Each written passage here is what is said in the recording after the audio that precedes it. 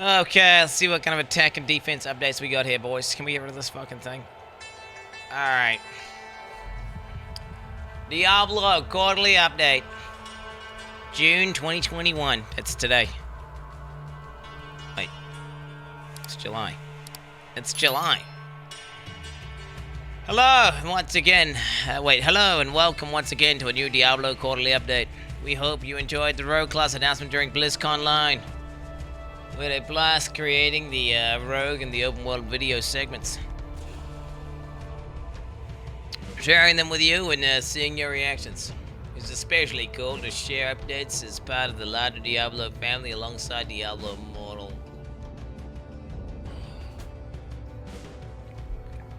Fuck. Why would you even mention them, bro? Don't even, like, dude, it's a Diablo 4 quarterly update. Just don't even mention that cancer, bro. We don't even need to. Yo, apparently Windows 11 can run Diablo Immortal, by the way. Apparently, even though, like, they said it's not going to work on computers, apparently Windows 11, there should be theoretically nothing wrong, nothing from stopping you from running the Android app on your computer. And then using a mod to basically set up keyboard controls. Or the game control. Yeah. No one cares, though. But a 2K phone, 2 lemon. Yeah, I might smash as well. I don't know. And the all-new Diablo 2 Resurrected, which I, both of which I personally can't wait to play with you all. Oh, dude. Samil X8, you don't need to lie here, bro. 3. This is the Diablo 4 quarterly update. We transition back to a blog format.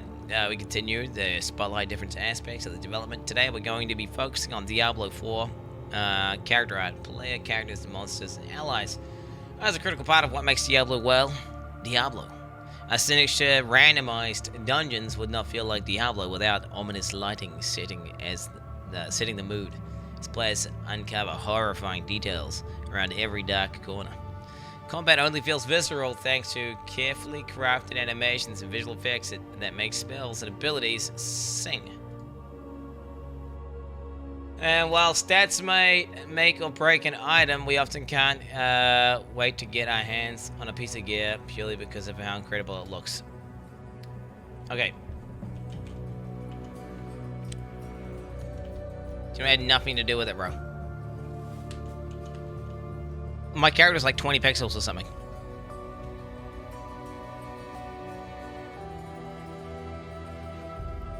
My heart rate fighting Moonlord would have been like 150.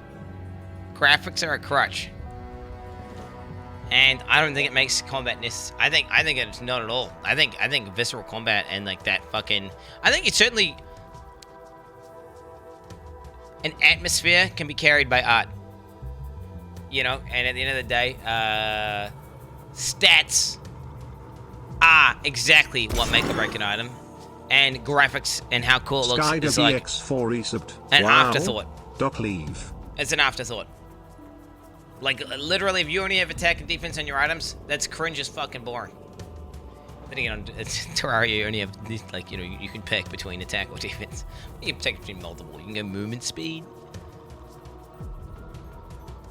But regardless, we're comparing a survival game to a RPG, right? Character art is equally important, as it encompasses two of Diablo key elements, classes and monsters.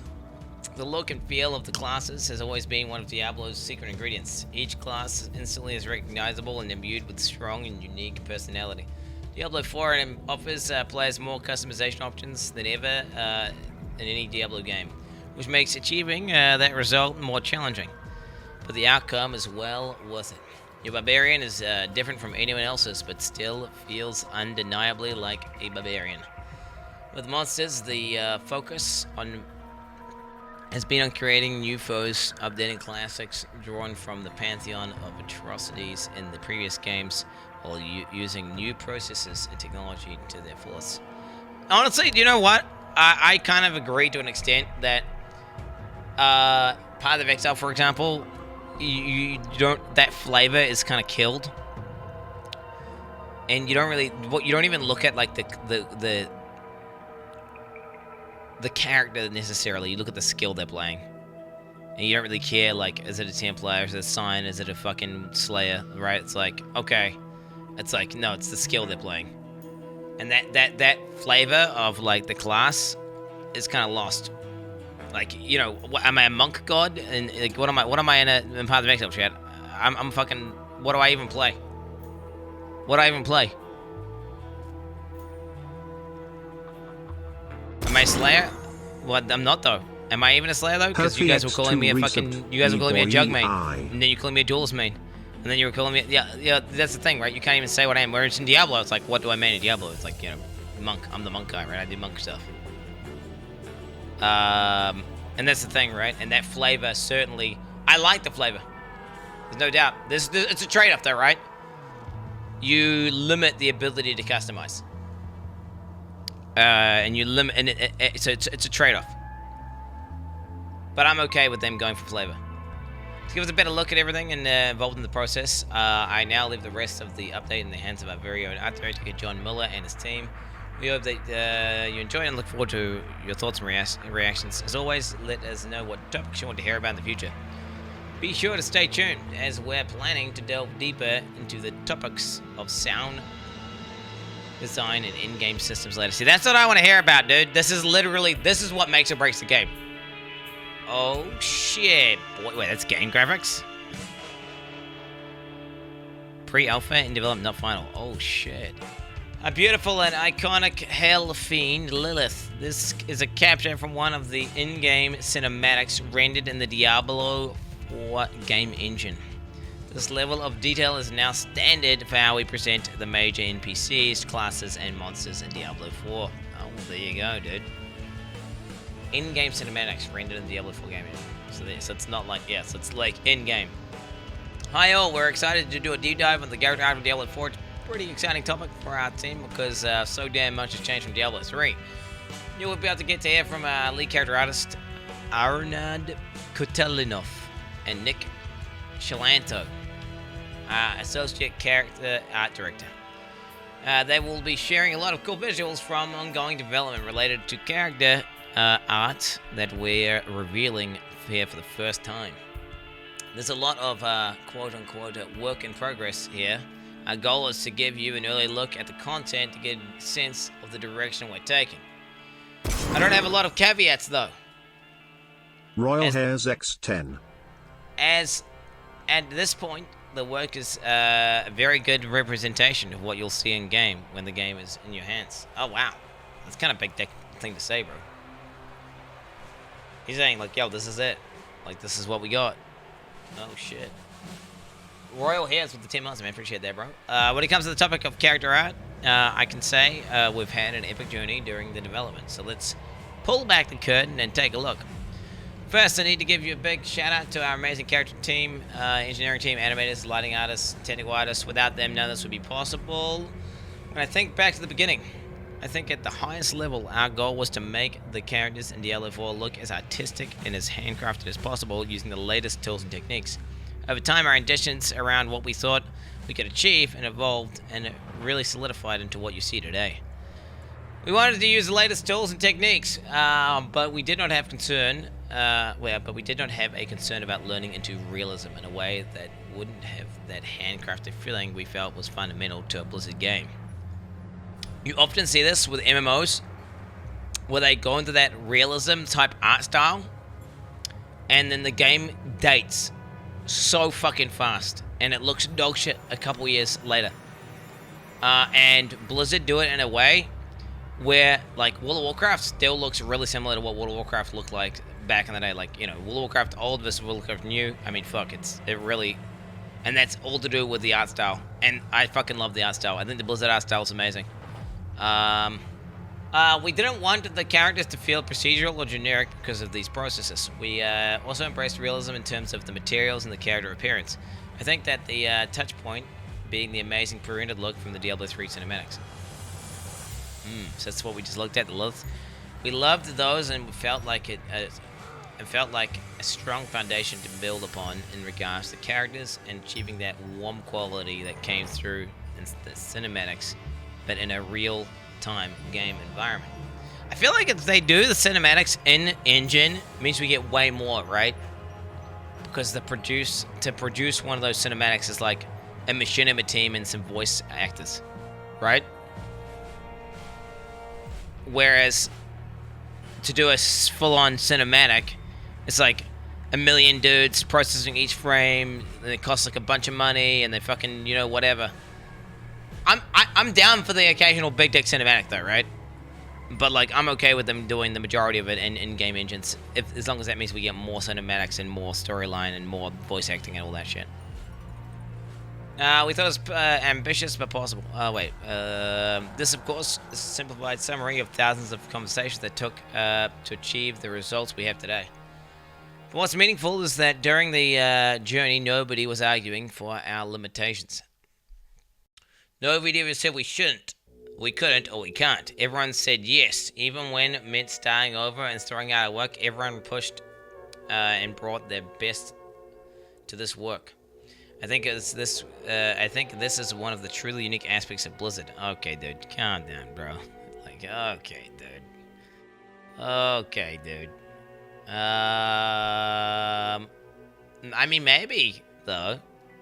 Maybe they really want Diablo 4 to not be shit, so they're like, yeah, bro. Like, I mean, at the end of the day, you don't want to cuck the artists, right? The guys who are making like, well, you need someone to keep the artists in line and get them to like, instead of just to fuck around and like just. Oh, I might do it this way, or I might do it that way. You need some guy in there who's like, no, just fucking... Alright, make up your goddamn mind and make the thing. Because if you just have a bunch of artsy copes and no one there with a big dick to be like, no. Finalize what you're doing and then make it. You need the guy who does that. You do. Okay, the singular focus and commitment to the quality led us down a very long, winding, and challenging path. Where we are at today. These challenges required us to completely rebuild our rendering engine and authoring tools. We need to assemble a world-class character team comprised of artists, tools engineers, rigging specialists, and lighting servicing experts. This was a complete overhaul. Oh shit, man. Like, if we can know that. Oh, fuck, the hair is so bad, actually. What the hell? Yeah, I think the hair is the worst thing about it. The nose... all of that looks really good. Lighting all that, the forehead, hey, even the imperfections, like a little mole thing there, fucking whatever that is, like a little thing over there, like. Honestly, when it's zoomed out, fuck nah. Even when it's zoomed out, the hair, like the only hair that doesn't look completely fucked is this version. Yeah, this is the only hair that doesn't look completely fucked, actually.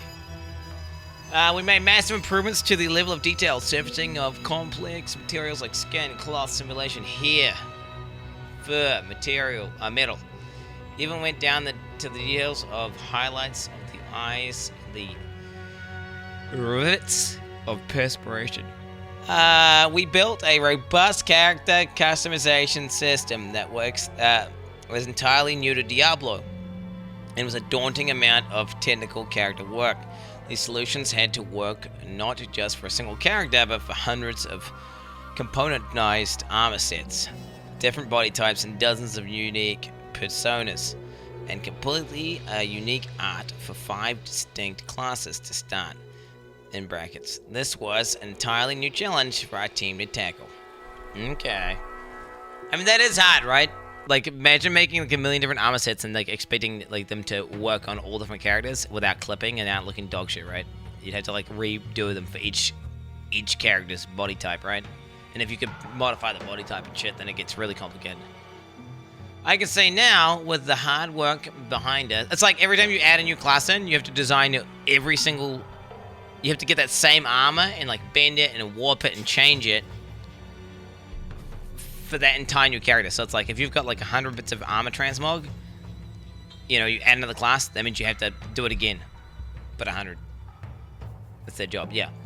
I can say now, with all the hard work behind us and the comforting steady hum of our pipeline, that it was all worth it.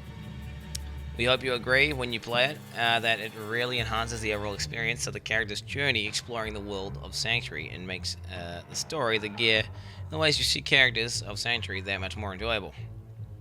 Oh shit.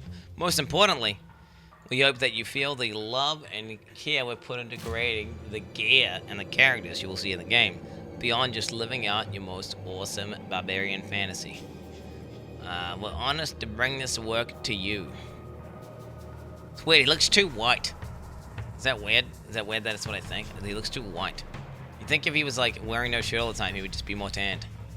And he'd be like a bit dirty because he's like fucking outside all the time. Like he's in like a desert. Like it just looks too clean. It's like he's just got out of a bath. And he just stays inside a gym just getting jacked all day. What's this? We call this our layer scene. Players will be able to customize the looks of the character here in our new exciting wardrobe system that allows you to mix and match hundreds of armor components unique to your class, alongside custom palettes to create the class fantasy that best represents your character.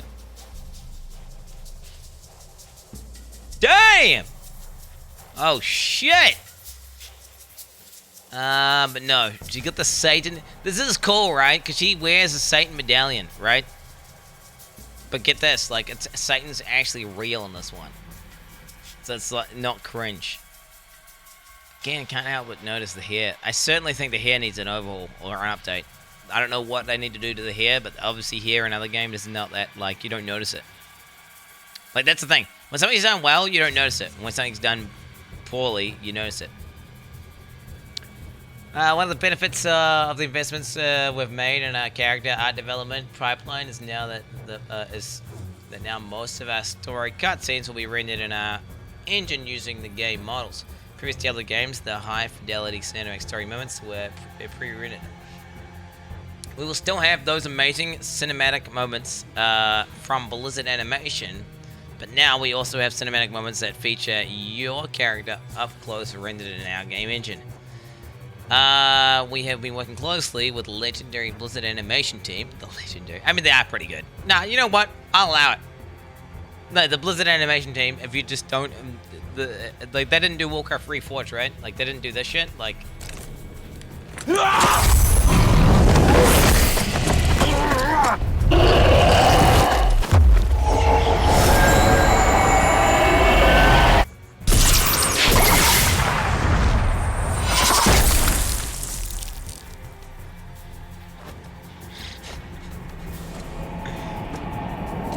Shit, that was fucking epic, bro. Holy fuck. So yeah, as long as they're not outsourcing it to some dog shit Warcraft 3 Forge shit, and we're actually gonna have like the big dick cinematics, like the you know, then I'm happy with that. Cause I'd agree that Blizzard Animation, when it comes down to it, when it comes to Blizzard cinematics, they had the best cinematics out of any game company that I've seen anyway. The Rogue announcement trailer was a really fantastic collaboration where we were able to push the limits of our tech and tools. The Rogue announcement trailer was created entirely in our game engine. Hell yeah, brother. We're getting to geek out about how good things look up close, but all things Diablo are in service to our isometric point of view. The fidelity we put into the characters and the balance of detail all has to work with our game camera. Those looking closely will notice we look like... those looking closely will notice we like to work with bigger shapes on the armor, and we tend to reduce things that affect readability. So we found a spot, I think we found a sweet spot of detail that retains the readability and works well with the environments, but also keeps things looking grounded, which is super important for this version of Sanctuary and how we present the world to you. Our most important critic. Well, I'm really happy with where we've arrived. I know we are going to keep pushing the bar at every opportunity at Blizzard. Releasing a game is just the beginning. I hope you enjoy the rest of the deep dive of the character art with Raydynn and Nick. Raydynn Kalintikov, lead character artist. Oh shit, man. Thanks for joining us. I'd like to dive into character customization and some of the visual improvements we developed for Diablo 4. Diablo 4 has more in-depth customization characters than we've ever had in previous games. You'll be able to change the face of your character, the hairstyle. I had to zoom in to get rid of that sidebar. The face of your character, the hairstyle, the facial hair, beards and eyebrows, and add jewelry, nose piercing, or earrings, makeup, body markings, and tattoos, or body paint. You'll also be able to change the values of your character's skin, eyes, hair, facial hair, and body markings. Some elements will be class specific to support unique classes, unique backgrounds, but Many will be shipped in classes allowing more possibilities to mix and match. You'll also see some of the examples of these customization options throughout this vlog. Wait, because you have people running them with like pink, like fucking chroma key green, like lime green, or what's the deal? Yeah, where's the boob slider? Wait, they didn't mention anything about boobs? I want a boob slider. And a boob to ass ratio slider. A boob to ass ratio slider, that's what I want. Dark Fantasy meets realism through the physically based rendering, PBR. Diablo 4 is intended to have a look that is grounded in reality, and to achieve this, we need to follow some of the basic rules of color value, such as PBR, which means our materials look and react to light in a realistic way. The challenge for the 3D artist is to transfer the color concept of drawing to a PBR value. For example, on PBR, silver is a very bright gray, almost white, and the reflection of the material makes it look darker. All the characters in Diablo 4 follow the PBR rules to ensure that characters look as good in daylight as they do in a dark dungeon.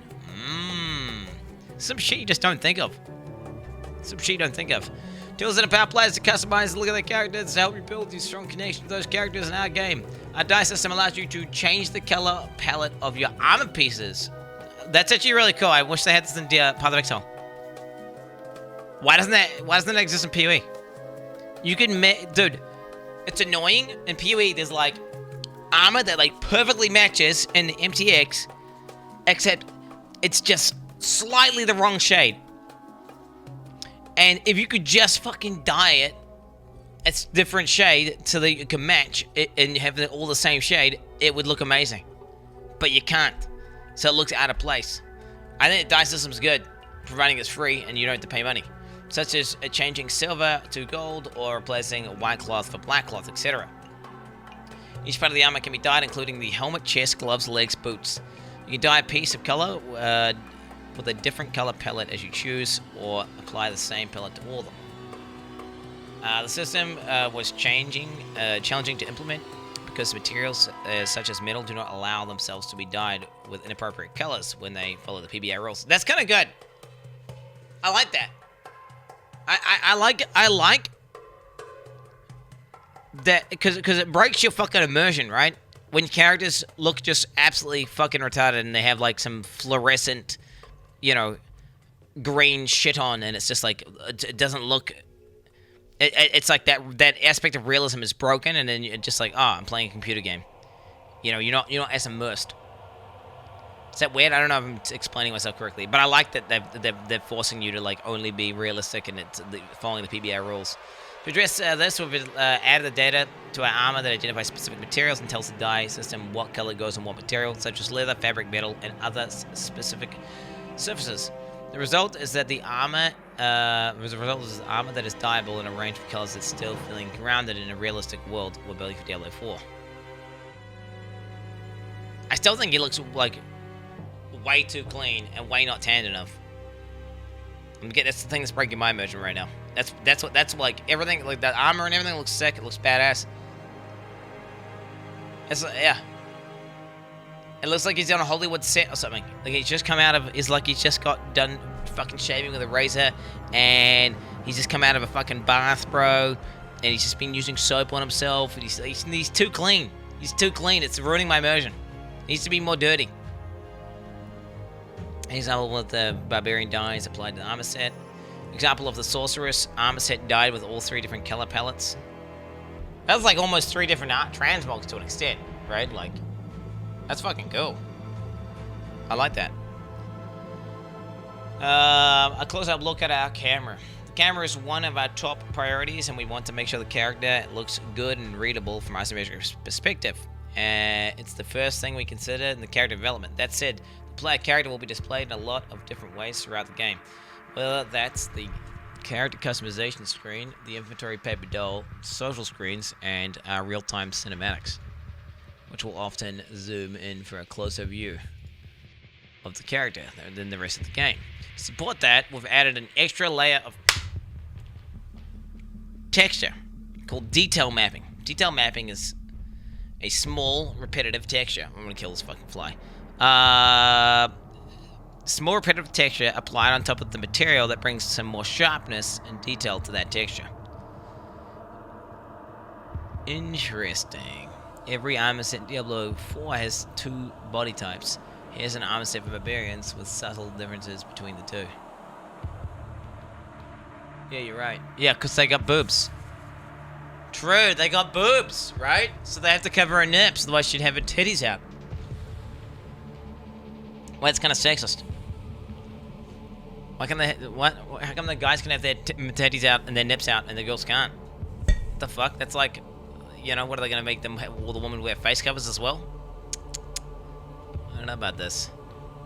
Fucking hell. How would you see out of that though? Like, that's cool and all, but like, how would you see out of that? I mean, that looks sick, dude. That looks like some Assassin's Creed shit. That looks like I'm playing some Assassin's Creed. They're gonna have some razor blades coming out of their fucking wrists, you know, like. It's tight. Wait, which one's a woman though? I guess that's a woman. Here's a video clip in slow motion of the rogues. We recorded it in our real-time engine. You can really enjoy the details and see how the light reaction of the materials. You'll also be able to see some customization elements that we talked about earlier. Please note the environments. It's a test scene that modelers use to look at their characters, and many of these armors are works in progress and subject to change. Oh shit, 3 minutes?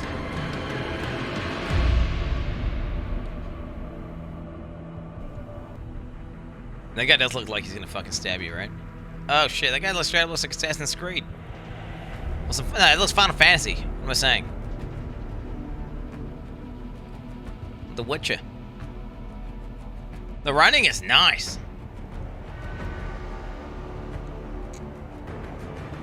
It certainly looks good. But I'm not. I think it's.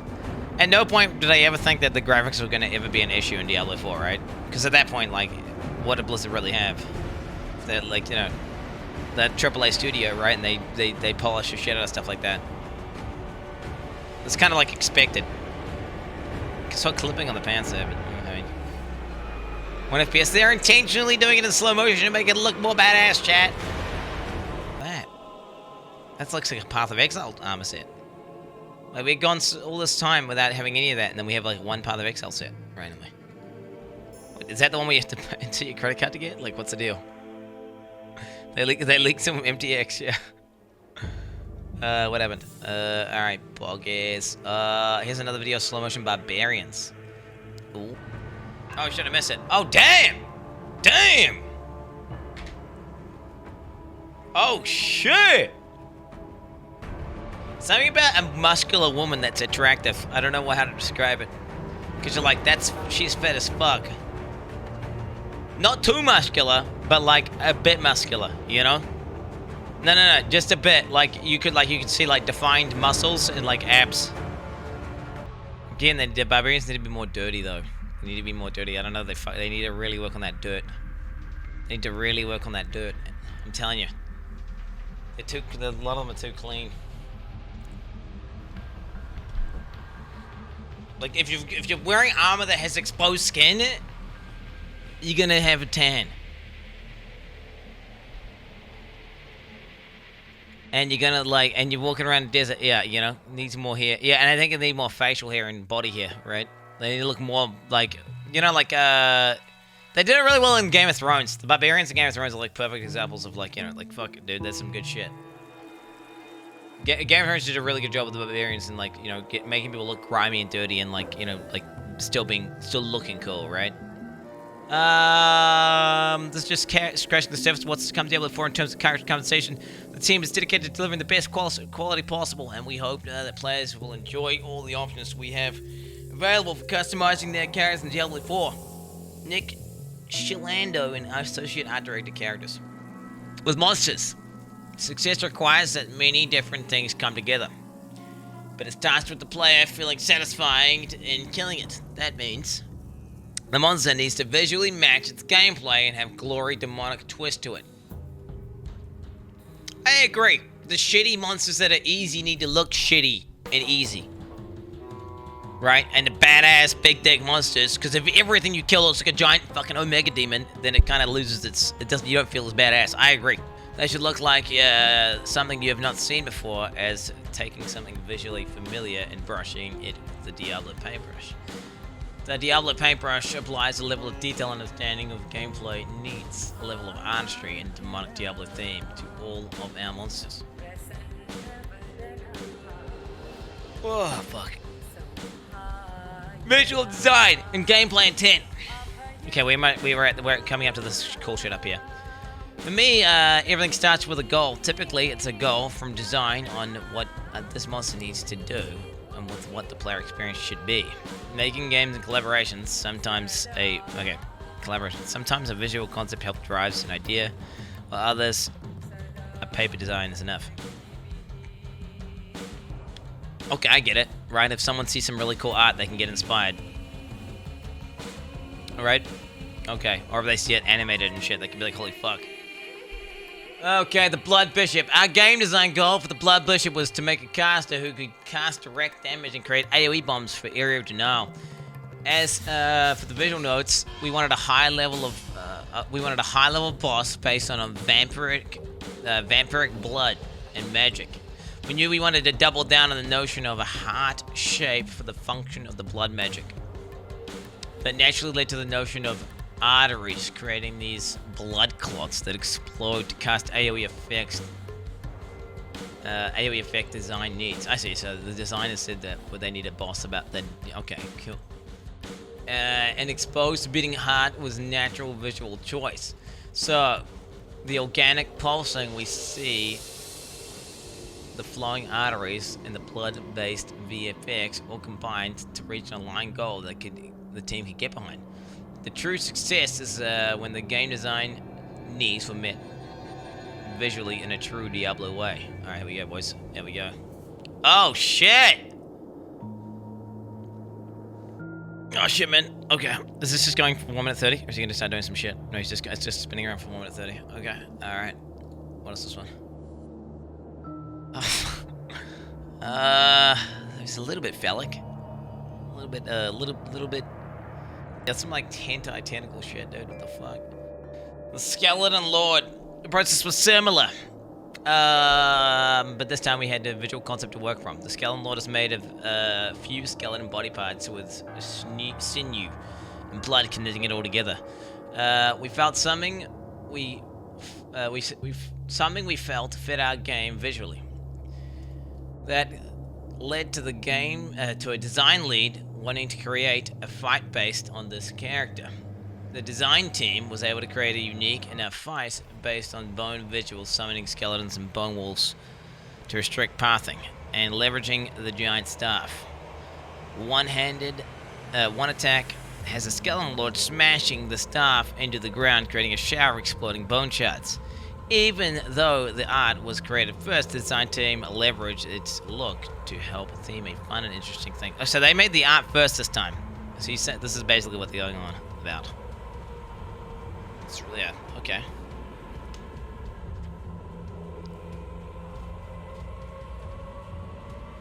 And in order to achieve this, we need a process and technology to realize these amazing and honestly disturbing creations. To do that, we've built a world-class team creating monsters and demons at a level of quality that raises the bar for the Diablo series. PBR gives us the ability to create surfaces and materials that look realistic and accurately react to lighting in the world. Leather can look like leather, metals like metals, and organic surfaces can feel appropriately squishy and fleshy by comparison. The knight is covered in head to toe in metal, and the fabric reacts differently based on lighting. You can see the nice details in the material breaks and the hard surfaces that your eye expects to see. This detail grounds us in the world we all visually know and understand. The difference from a scale pattern of a finer metal to large hammered iron to gold trim is readily apparent. Let's have a look here. Oh yeah, that's tight. Oh yeah, that's tight. Look at that shield, bro. You can see the way the trim is reflecting a lot, and then the paint on the shield is like doing like it's more dispersed, right? Organic surfaces are also represented accurately in our engine. Fur, bone, flesh, and blood are all visible and react alike correctly. It's a Diablo game after all, and we know those materials will be important. True blood.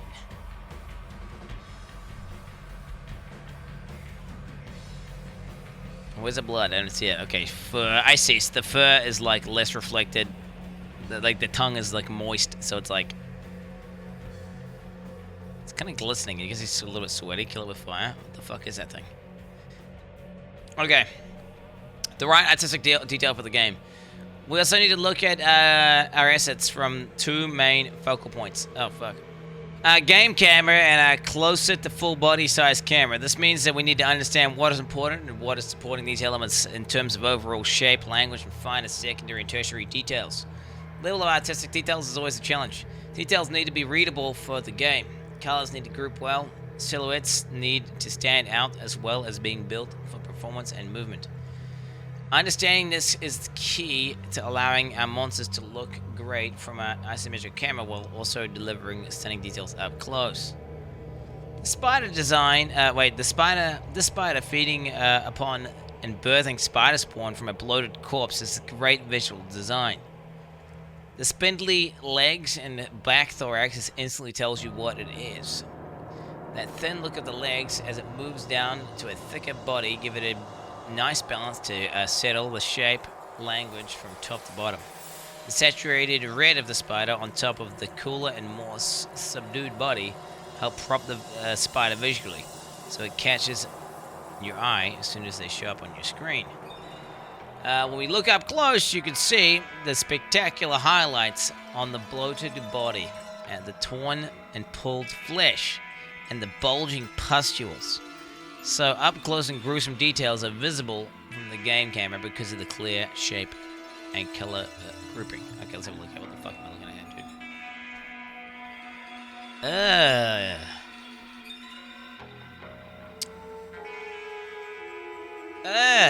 It reminds me of Half-Life, dude. This like was another great example of an interesting and clear visual read from gameplay with finer details that don't get in the way of the game camera but really raise the visual bar. At the game camera we see familiar silhouette. A winged demon hovering to seduce its prey and attack with magic from a distance. As you look closer, you see intricate details in the cloths, translucent skin on the wings, as well as materials like gold clasps, stitching, and embroidery on the outfit. We also see the wings are attached to the base of the head. A detail that needs a closer look to see, but doesn't complicate the look from different cameras.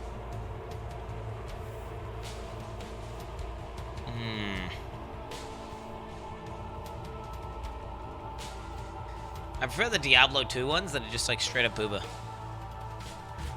Oh yeah, you can see there the translucent. You can see like the veins and shit coming through his wings. They were like ripped up. Okay, so a brief rundown of some of the things we look at and value when it comes to monsters in Diablo 4. We really enjoy creating enemies, monsters, and demonic creatures that bring out an emotional response from our players.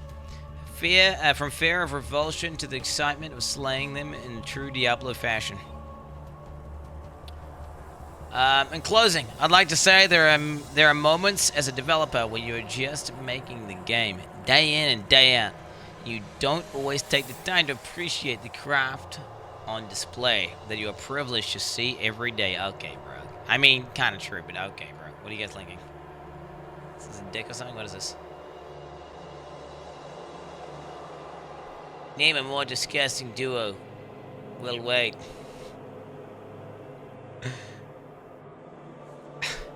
Did they get ratioed, dude? Did they get ratioed?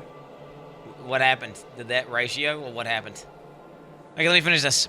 Okay, so basically it says that, dude, you know, working on the game all day, sometimes you don't get to take the time to appreciate how fucking amazing this shit is, dude, because it's that good. It's a great opportunity for us to reflect on the journey and share our art and appreciate the craft of our teammates. We hope you like what you see, and please share your comments on your platform of choice. We love to hear community feedback. It's really been a labor of love and an honor to create for you, and we can't wait for you to play it. Thank you for joining us, and keep an eye out on our upcoming blog update coming next quarter. The Diablo 4 team. I mean, you can't really be overly critical of this because it's like, all right, they showed us art and the graphics look good. The only thing that I would say is the barbarians need to have more tan and be more dirty, and they need to fix the hair. Otherwise, it looks really good. I really like the graphics, and I really like what they're doing. The lighting things that they're doing, what do they call it? The realistic lighting, and then making it so you can't dye stuff that would not work right. So all the metallic stuff has to be like gold, silver, all that shit, you know. And they've got that like PBR. Yeah, I really like where they're going with it. The art style does look pretty fucking sick, right? Like, you gotta admit. We're planning to delve deeper into topics of sound design and who cares about sound design? In-game systems later this year. So, what does that mean? Does that mean we're getting sound? Does that mean we're getting sound and then in-game? I feel like they should do the in-game sooner rather than later. Because in-game is literally the most important fucking thing. Right? By absolute mile. Yeah? Is like, and the sooner we can, like, give feedback on that, the sooner they can, you know, maybe make some modifications, etc. Or maybe they say endgame is this and it sounds amazing and we don't need to be critical at all, but let's be honest here, they're probably going to be like, Paragons! You just do greater rifts, right? You know? God.